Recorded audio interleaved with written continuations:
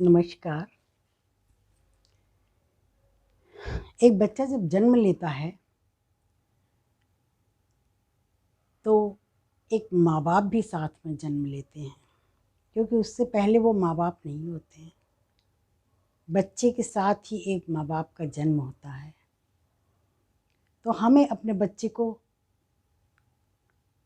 ऐसा बनाना है कि उसकी उपस्थिति ही सब कुछ बताए, कुछ कहने की आवश्यकता ना हो। उसकी गति, उसकी मति, उसकी हर भंगिमा, उसके आचरण, उसमें नैतिकता, उसके ज्ञान की सारी भंगिमाएँ उसके अंदर हों। उसको बोलने की आवश्यकता ही ना पड़े।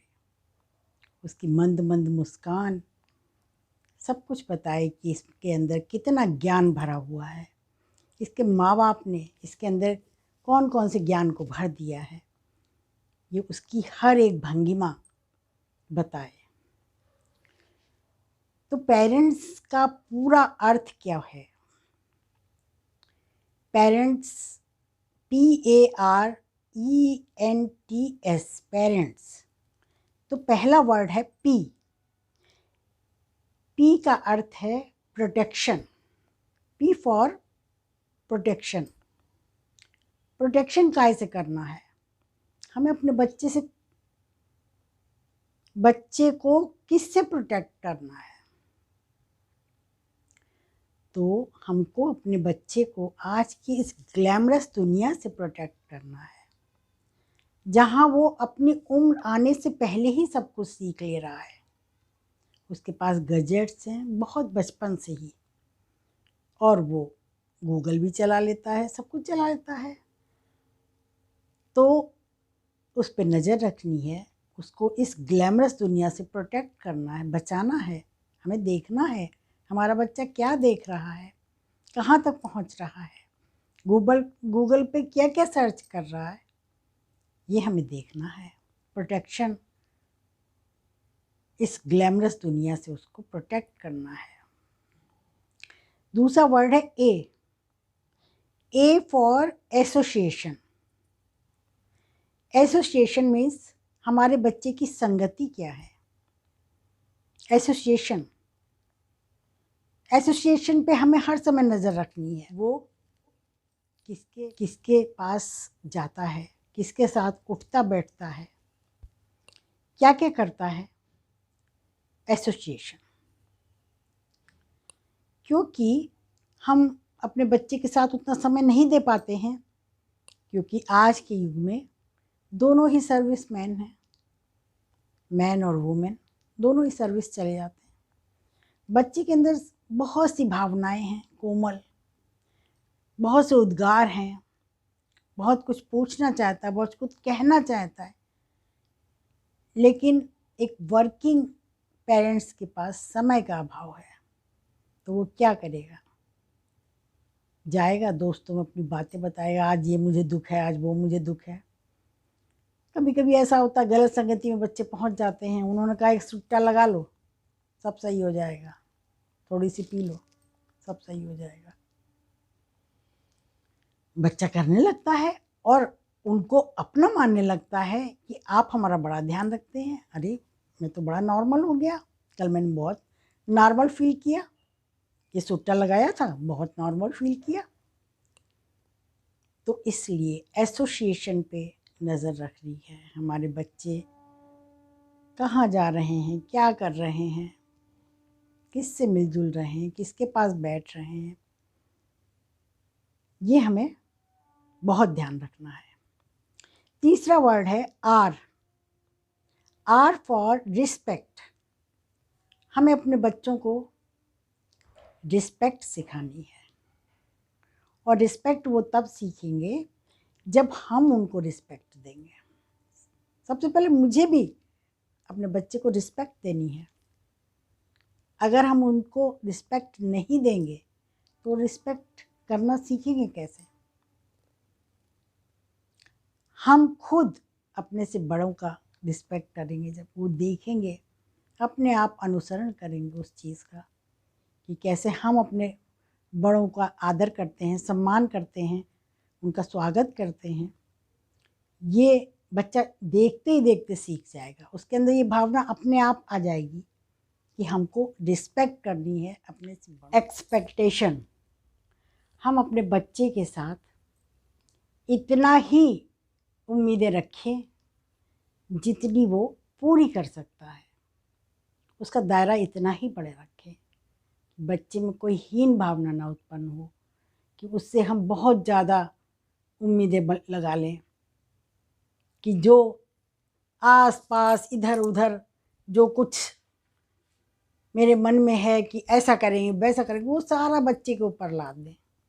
आप अपने मन में रखिए, बच्चे को मत बताइए कि हम तुमसे इतनी बड़ी बड़ी उम्मीदें लगाए हैं।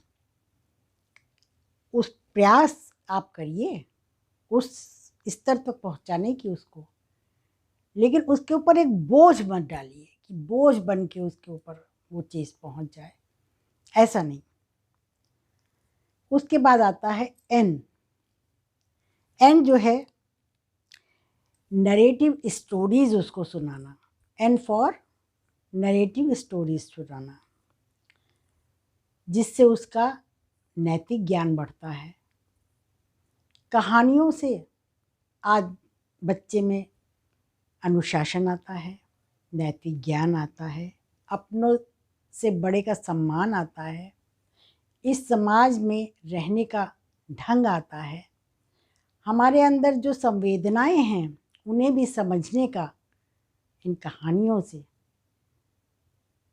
पता लगता है।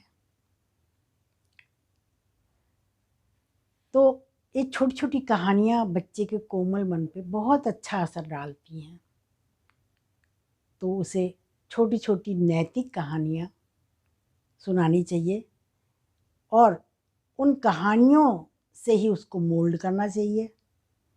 तो इस तरह से आगे का वर्ड है T. T for tolerance. Tolerance, हम अपने बच्चे की किन गलतियों को टॉलरेट करते हैं, या वो बार बार क्वेश्चन कर रहा है, हम उसको झाड़ देते, नहीं चुप बैठो। नहीं, आपको टॉलरेंस करना है। आपका बच्चा जो कुछ पूछ रहा है उसे बताइए, 1 बार 2 बार 3 बार 4 बार, खींचिए मत उस पर।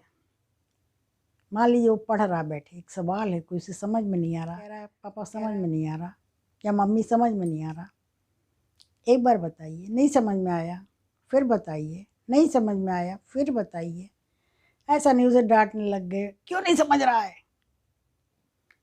बच्चे का अपमान कभी मत करिए, बच्चे की आप रिस्पेक्ट करिए हमेशा, तो वो आपकी रिस्पेक्ट करेगा, आपकी शब्दों की रिस्पेक्ट करेगा, आप जो कुछ उसे बताएंगे उसकी रिस्पेक्ट करेगा। तो टॉलरेंस पेरेंट्स के लिए बहुत ज़रूरी है। वो अपने बच्चे की